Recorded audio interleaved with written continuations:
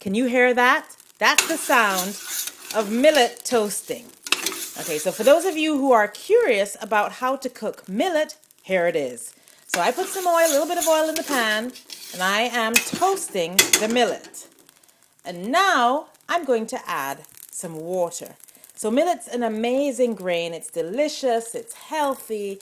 We'll talk more about that later. But really the basics, you know, how to cook lovely millet, this is it. So first we're toasting. Now we're going to add water. So I've now gone ahead and added some water to the millet. Now millet's amazing because it's got so much iron and it's really easy to cook. And I love using a pressure cooker actually. I can do millet in about 6 minutes flat. So yeah, and what I've done is I've used a bit of stock, vegetable stock here. Also from something I was cooking where I had some vegetable water left over. And so that's what I'm using here. I can't wait. I'll show you what I get at the end.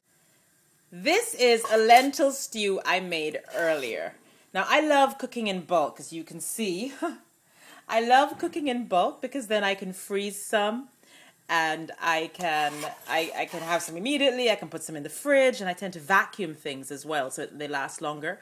And I vacuum them and then put them in the freezer so they last a really long time. So you can have your own fast food made by you at some earlier time when you were a bit less busy.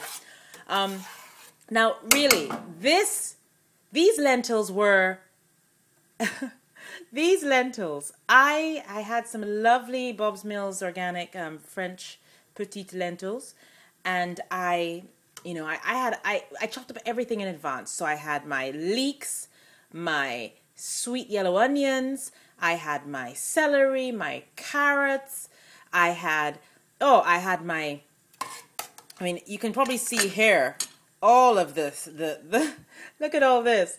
I had fresh rosemary, fresh marjoram, fresh thyme, fresh, just so many fresh spices. I think they make a difference. I'm not saying you have to use them all the time.